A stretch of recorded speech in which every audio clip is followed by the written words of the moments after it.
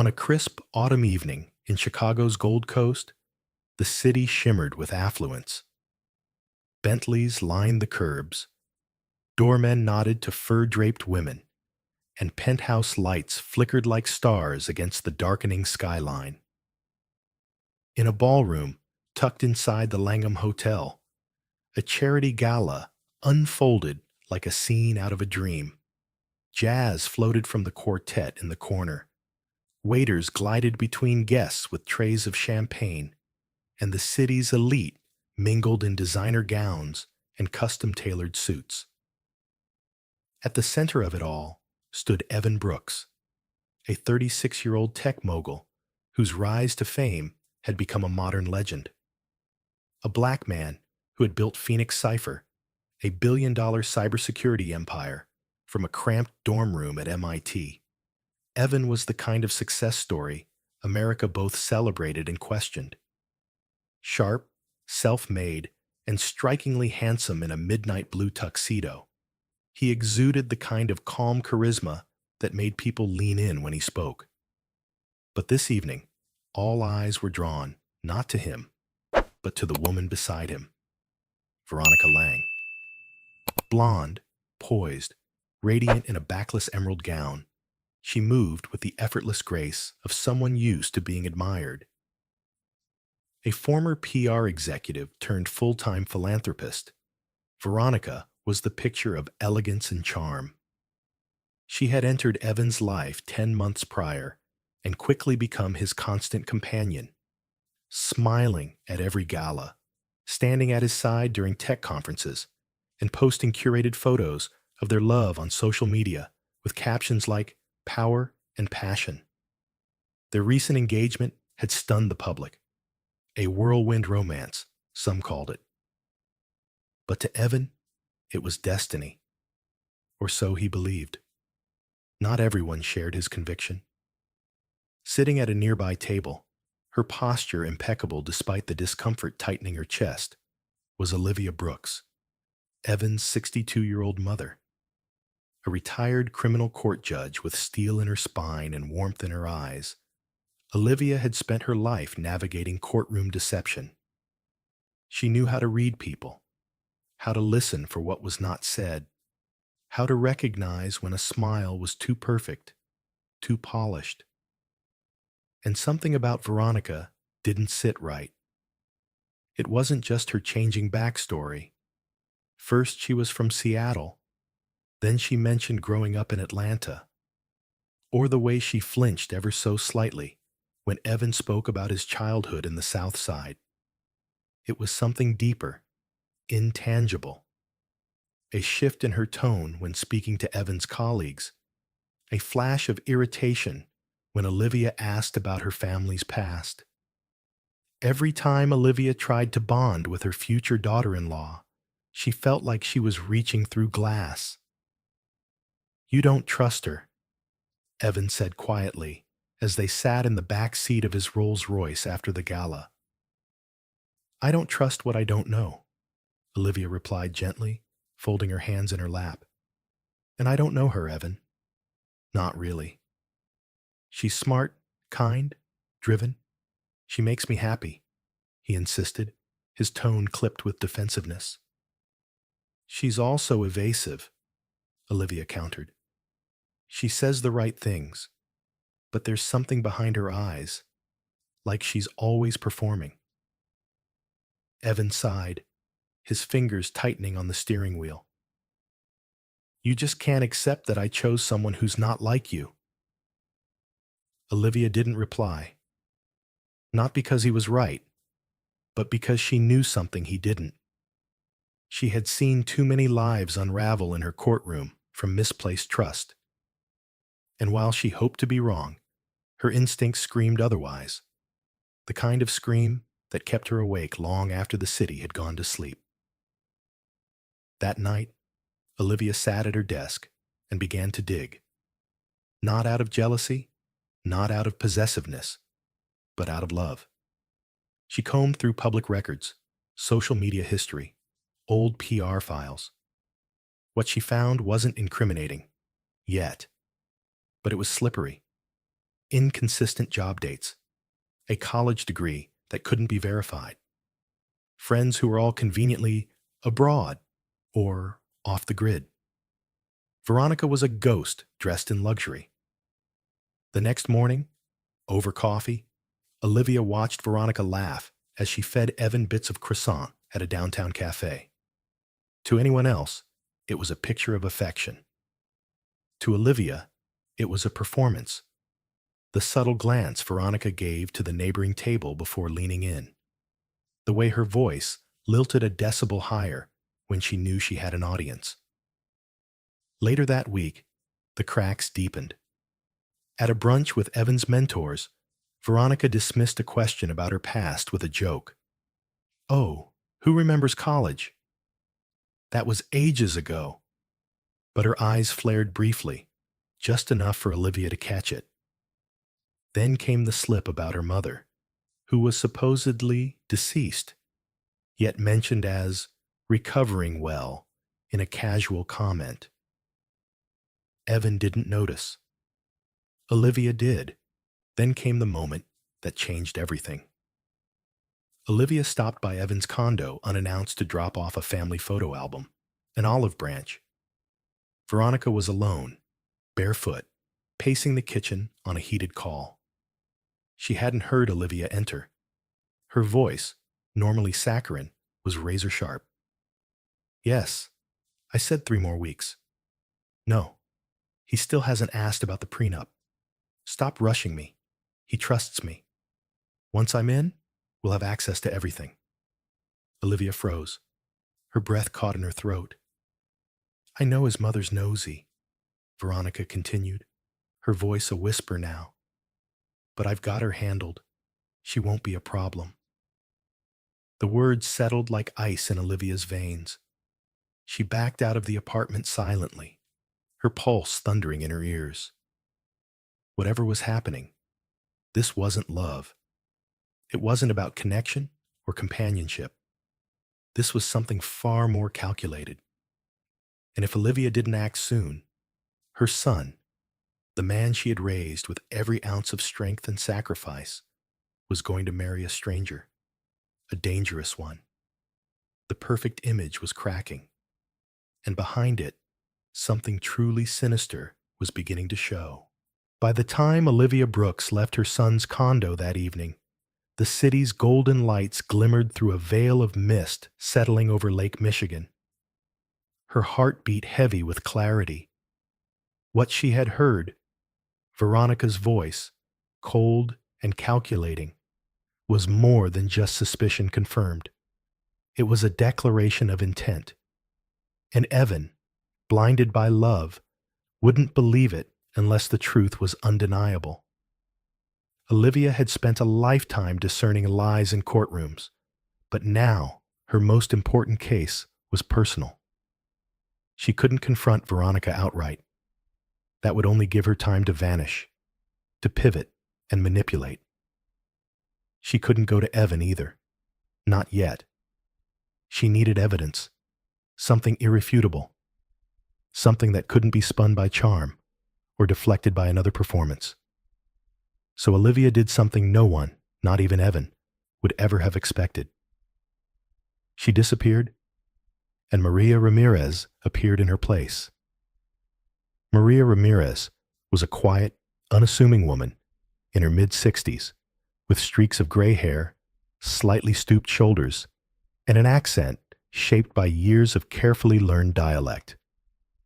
She wore a uniform bought from a janitorial supply store and carried a resume forged from the digital remains of real housekeepers who had worked in similar buildings. Her ID looked authentic. Her voice was soft. Her gaze was low. She applied for a housekeeping position at Veronica's penthouse residence in Millennium Tower. It worked. Veronica barely looked up from her phone when Maria entered the room for her interview. "Discretion is a must," she had said, sipping green juice from a crystal glass. "I host a lot of important guests. No snooping, no questions. You clean, you leave. Got it?" Yes, ma'am, Olivia replied, in a voice she barely recognized as her own. You start tomorrow, 5 sharp. The next morning, Olivia showed up with a dustpan in one hand and a wire-bound notebook tucked discreetly inside her cleaning cart. She began to document everything. Veronica's real phone number, her private calendar, the names of men who visited late at night, the woman who always wore a red trench coat and left through the fire escape, the files on her desk, the messages scrawled in careless handwriting across scrap paper with foreign bank names and routing codes. But what struck Olivia most, what pierced her more deeply than the deceit, was how easily Veronica discarded her facade when no one she needed to impress was watching. She was cruel, not loud, not obvious, but precise in her cuts. She snapped at the doorman for opening the door too slowly, mocked the delivery guy's accent, tossed her shoes toward Maria without a glance. When she spilled wine on the rug one afternoon, she didn't ask for help. She screamed, "Are you blind, Maria? Clean it before it sets. I swear, you people are all the same." Olivia swallowed the bile rising in her throat. She had prosecuted racists before. But standing there, as a woman of color being spoken to like dirt, by the woman her son planned to marry, was a pain unlike any she'd known. Still, she endured it. Because every insult was another crack in Veronica's armor. Every outburst, another piece of the truth. And then, there was the visitor. He came on a Thursday afternoon. Tall, sharply dressed, with a trimmed beard and knowing smile. Veronica greeted him at the door with a kiss too intimate to mistake. "Derek," she whispered, her arms around his neck. "We're so close. Just 2 more weeks." "I don't know how you do it," he murmured. "Pretending you like him." "Ugh." Veronica laughed. "It's not so hard. He's eager to please. But when I think of that smug mother of his sniffing around, makes my skin crawl. I'll be rid of her soon enough." Olivia stood silently behind the closed pantry door, recording every word. The following week, she found what she needed. A laptop tucked behind a false panel in the bedroom closet. The password was simple: Evan's birthday.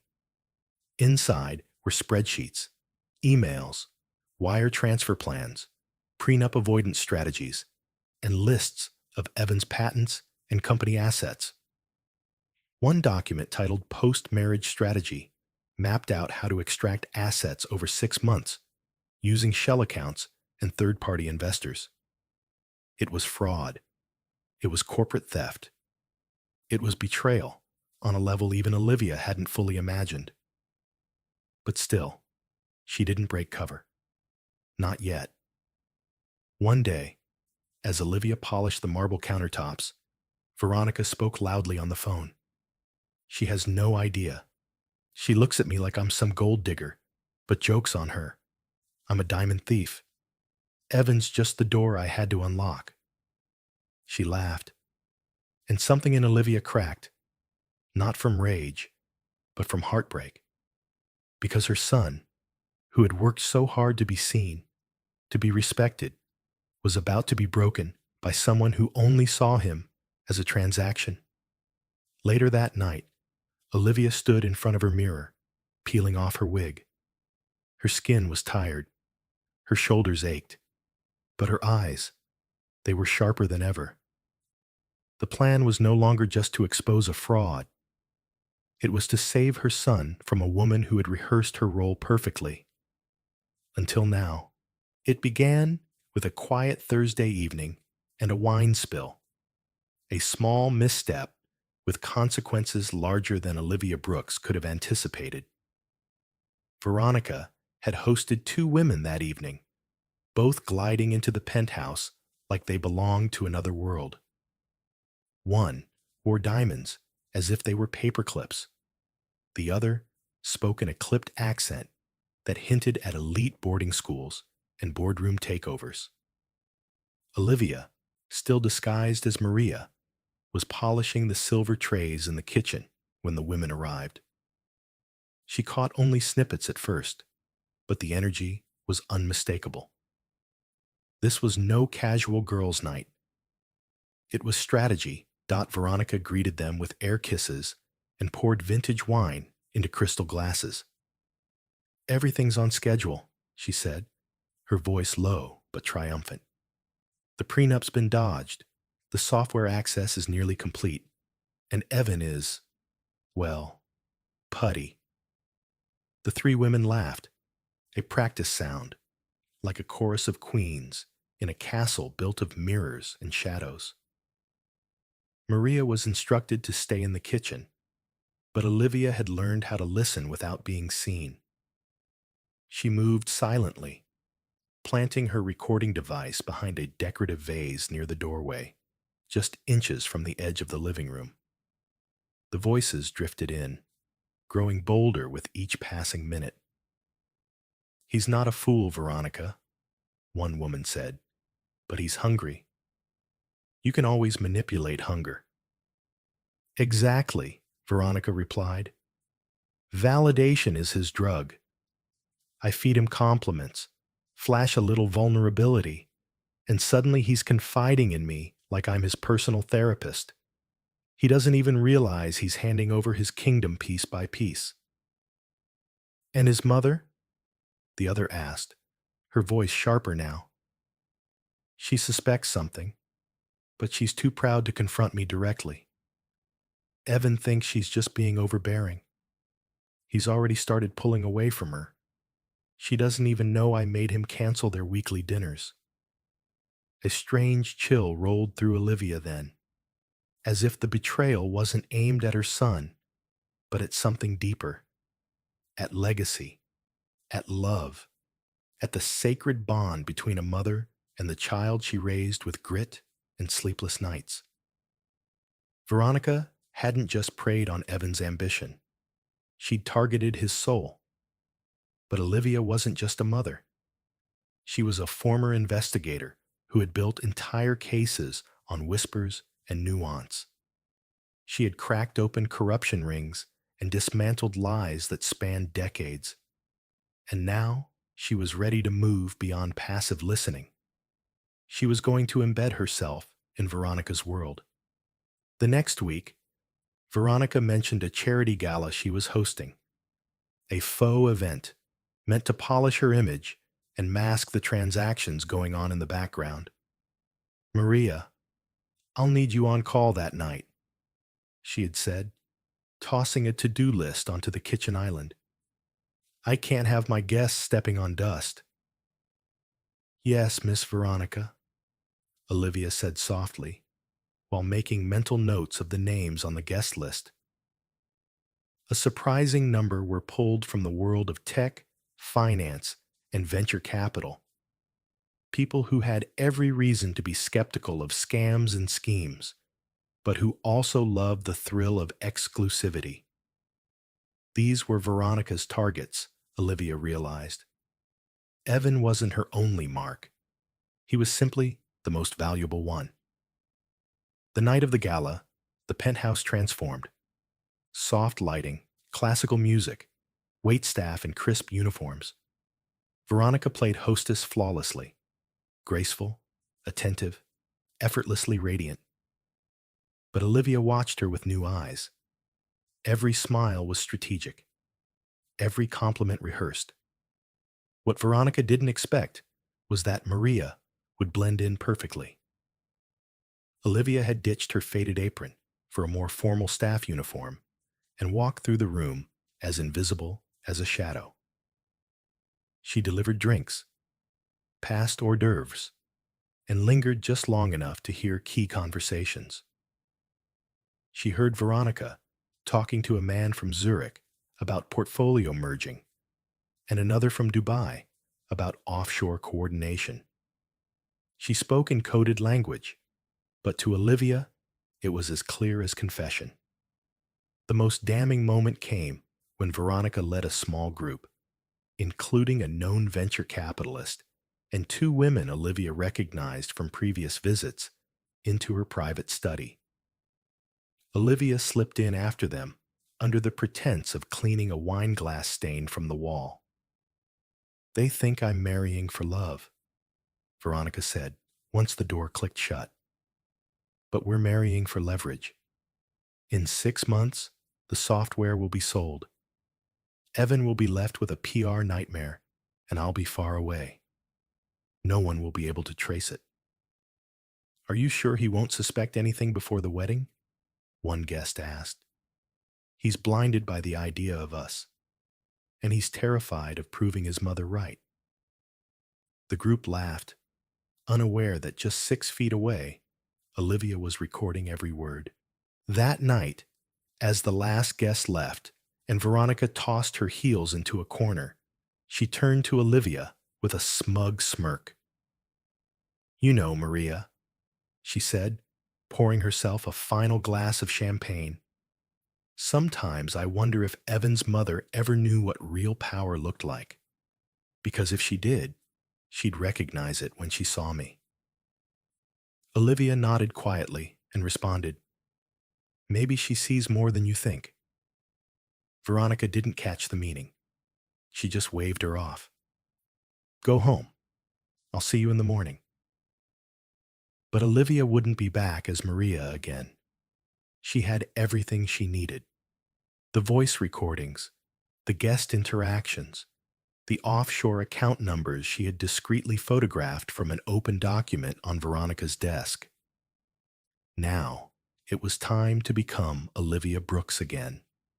Not the maid, not the silent witness, but the mother who was about to expose a thief before she ever said, "I do." The morning of the wedding arrived wrapped in soft sunlight, a deceptive calm before the storm. The city buzzed with weekend joy, the kind that filled sidewalks with coffee cups and flower bouquets. But in the Brooks family's world, everything was teetering on the edge of revelation. Olivia stood in her modest Harlem apartment, her disguise now stored away in a locked drawer, her real face bare before the mirror. The woman staring back at her wasn't just a mother anymore. She was the quiet storm about to shatter a very dangerous illusion. The night before, she had sent the final audio files to Keith Henderson, Evan's lifelong friend and now COO of Brooks Tech. Keith, who had always been wary of Veronica, but never had evidence to validate his gut, called her instantly. "I knew something was off," he said, voice thick with a mix of frustration and fury. "You're sure about this?" "I heard it with my own ears," Olivia replied. "They've been planning this for months. The software, the money, Evan's emotional leverage. She never loved him. She was acting from day one." Keith didn't hesitate. "We stop it. I'll handle the legal side. You talk to your son. He needs to hear it from you." But that, Olivia knew, would be the hardest part. Evan had grown increasingly distant ever since Veronica entered his life. He was defensive any time she brought up concerns, convinced she was judging Veronica through a lens of generational difference, or worse, racial insecurity. Olivia never blamed him. She knew the world taught black men to question even the purest forms of protection. But today, all of that would change. At 9:12 a.m., Olivia texted him a single line: "Please meet me before the ceremony. Alone. It's urgent. Trust me. Just this once." It was unlike her to be dramatic, and that's why Evan took it seriously. He arrived at her apartment in a tailored black tuxedo, the one his father once wore to a fundraiser decades ago. He looked regal, successful, like the man she had raised to believe he could do anything, be anything. But the moment he stepped through the door and saw the expression on her face, something shifted. He set his cufflinks on the table. Mom, what's going on? She didn't waste time. Olivia opened her laptop and pressed play. Veronica's voice filled the room, a toxic melody masked in laughter. She spoke of Evan as a fool, of his mother as a nuisance to be removed. She mocked the idea of marriage, bragged about the stolen software code, named her co-conspirators, and mapped out the entire scheme like a blueprint to betrayal. Evan's shoulders tensed, his eyes narrowed, jaw clenched. By the time the recording ended, he hadn't said a word. Olivia closed the laptop gently, her hands trembling. I know this hurts, baby, but I couldn't let you walk into a trap. Not on my watch. Not while I'm still breathing. Silence stretched between them. Then Evan sat down, burying his face in his hands. I defended her, he whispered. I turned away from you because I thought you just couldn't see her the way I did. You weren't wrong to want to believe in her, Olivia said softly. You were wrong to ignore your own instincts. He looked up, his eyes red but clear. What do I do now? You show up, she said, her voice strengthening. Not to marry her, but to face her and take back your name, your company, your peace. 2 hours later, in the grand ballroom of the Plaza Hotel, everything was set. Guests arrived dressed to the nines. The string quartet played soft renditions of classic love songs. Champagne flowed, and Veronica, glowing in a custom silk gown that glistened like ice, stood in front of the mirror in the bridal suite, admiring the woman she had fooled the world into believing she was. But the illusion was crumbling. At exactly noon, Evan entered the venue. Alone. No best man. No smile. Just a stack of documents in his hand and a security team stationed at each exit. He walked past shocked guests who began whispering as the music faltered. He stepped up to the stage where the officiant stood confused. There's no wedding today, Evan announced, voice calm but commanding. There never was. Gasps rippled through the crowd. Veronica appeared in the doorway of the bridal suite, confusion turning quickly into fury. What is this? She demanded, storming forward. You don't get to ask questions today, Evan said, lifting the microphone. Today, I speak. He turned to the audience. I want to thank you all for coming. I know you flew in, took time off, bought gifts, and I wish this were a celebration, but it's not. It's a reckoning. He played the recordings aloud, every damning word. Veronica's betrayal spilled across the ballroom, unfiltered and undeniable. Her plans, her lies, her contempt. The silence that followed was suffocating. Veronica's face paled. She tried to interject, to spin the narrative, but Olivia stepped forward then, dressed not as a maid, not as a detective, but as a mother who refused to be silenced. She held up a small flash drive. This contains documents and recordings that have already been sent to federal authorities. You plan to steal national security level tech and sell it abroad. You won't be walking away from this. Veronica's mask shattered. She lunged toward Evan, shouting, You were nothing before me. I made you whole. Evan didn't flinch. Number you tried to break me. But I was raised by a woman who made sure I knew what strength looked like. The police arrived minutes later. Veronica was handcuffed, still yelling threats and denials.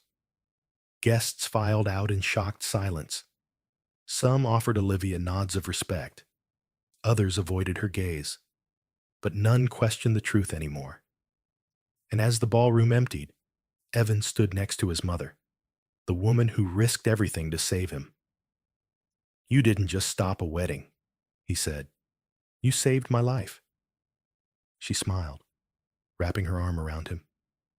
That's what love does. It protects, even when it hurts. The wedding that never was became the moment everything changed, not just for Evan, but for every person who witnessed what happens when truth walks in, dressed in dignity, and deceit is dragged out screaming. In the weeks that followed, the public unraveling of the wedding that never was, the world that Evan Brooks had so carefully constructed was no longer the same.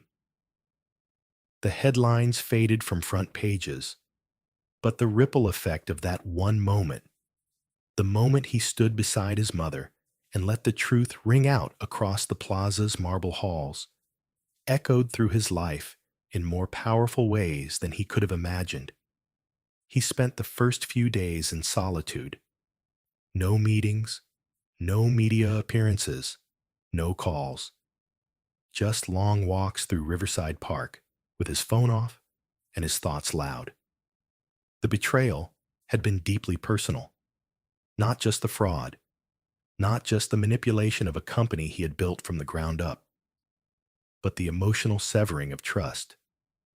He had allowed someone into the sacred corners of his world, into the private chambers of his vulnerability, and in return, he had been deceived. But as the pain began to settle, a new truth emerged, not one rooted in anger, but in clarity. It came late one evening as he sat on the same couch where Veronica once curled up beside him, pretending to care about the things that defined his soul. Olivia was across from him, flipping through old family photo albums, her eyes pausing on an image of him at age 10, holding his first science fair ribbon. "She never saw this part of you," she said softly, tapping the photo. The boy who used to take apart radios just to see how they worked. The boy who built a security algorithm in a school library while everyone else was playing basketball. She only saw the dollar signs, Evan, not the dreamer. Evan leaned back, exhaling deeply. "I wanted to be seen, not just admired. I thought love meant being chosen, even when I had to ignore the red flags waving in my face." Olivia closed the album. "You weren't wrong for wanting love. You were wrong for thinking it required sacrificing your intuition." That conversation marked the start of something new, a rebuilding. Not of Brooks Tech. That remained solid, thanks to Keith's leadership and swift internal audits, but of Evan himself. He returned to the office a week later, not with his usual suit and tie, but in jeans and a pullover. No press, no statement. Just a quiet nod to his team that said, "We're moving forward." He launched a new initiative within the company called Integrity First, a values-driven protocol that elevated transparency, employee well-being, and ethical oversight to the highest level of priority. Under that umbrella, he partnered with nonprofits working to expose financial scams targeting people of color, women, and the elderly, the most frequent victims of emotional fraud. It wasn't just about tech anymore. It was about impact. Meanwhile, Olivia was becoming something of a legend in her own right. Though she never sought attention, word spread quickly about the woman who went undercover to save her son. She was approached to consult with private investigation firms, nonprofits, even a docuseries producer from a major streaming platform. She declined most of it. Instead, she focused on something quieter, more healing, a mentorship group for mothers who felt unheard when trying to protect their children from toxic relationships. She named it The Circle. Once a week, she sat in a small community center in Harlem, surrounded by women of all backgrounds and ages, sharing stories, offering wisdom, and simply listening. Sometimes, healing didn't come from grand gestures or courtroom victories. Sometimes, it came from saying, "You're not crazy. I believe you." Evan visited once. He sat in the back, quietly observing as his mother guided the conversation with calm strength. When it ended, a woman approached him and said, "Your mother saved more than just you. She gave us permission to speak." It humbled him in a way that success never had. As the months passed, Evan slowly allowed himself to imagine love again, but differently this time, without illusions, without performance. He learned to ask better questions, to listen to the silences between words, to understand that love wasn't about being dazzled, it was about being understood. And every Sunday, no matter how busy the week had been, he showed up at Olivia's place with groceries and flowers. They'd cook, laugh, argue about old music, and sit on the fire escape watching the city lights flicker like the heartbeat of a place that had once nearly swallowed him whole. Healing didn't come all at once, but it came honestly. And in the truth, Evan found something stronger than what he'd lost. A foundation built not on fantasy, but on faith. Faith in himself. Faith in the people who had never stopped protecting him. Faith that even in heartbreak, there is always a path to healing when love leads the way. In the whirlwind of deception, heartbreak, and redemption, the story of Evan Brooks and his mother Olivia reminds us that truth, no matter how painful, is always a gift. What began as a high-profile love story between a successful tech CEO and a seemingly perfect woman unraveled into a tangled web of manipulation, betrayal, and near catastrophe. Evan, blinded by charm and the desire for connection, almost lost everything: his company, his reputation, and the very foundation of trust he had built with those who truly loved him. But standing between him and disaster was his mother, strong, unshaken, and unwilling to let her son be consumed by a lie. Olivia's courage to go undercover, to endure degradation and racism, and to infiltrate a life built on deceit was not just a mother's act of love, it was an act of justice. Through her quiet strength and sharp instincts, she not only exposed a professional con artist, but revealed a truth that saved her son's future. She reminded us that love is not passive. Love is active. Love protects. Love questions. And when needed, love stands in front of the fire so those we care for don't burn. Evan's journey didn't end with heartbreak. It began with it. Out of the ashes of betrayal came a man reborn, more discerning, more grounded, and more connected to his values than ever before. He learned to stop mistaking admiration for love, performance for authenticity, and charm for character. And perhaps most importantly, he learned to trust the voice of those who love him, not because they always say what he wants to hear, but because they say what he needs to. This story isn't just about a failed engagement or a heroic mother. It's about seeing clearly. It's about knowing that sometimes the people who challenge us the most love us the deepest. It's about understanding that intuition is not fear. It's wisdom passed down through experience, and when we ignore it, we do so at our peril. So what can we take from this?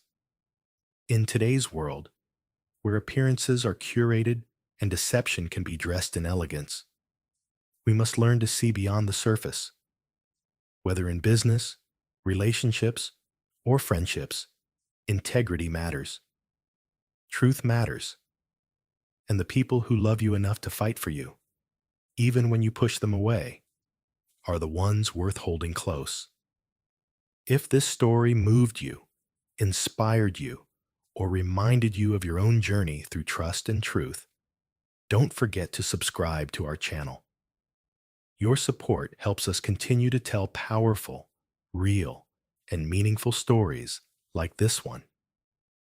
And who knows, the next story might just be the one you need to hear. Stay with us.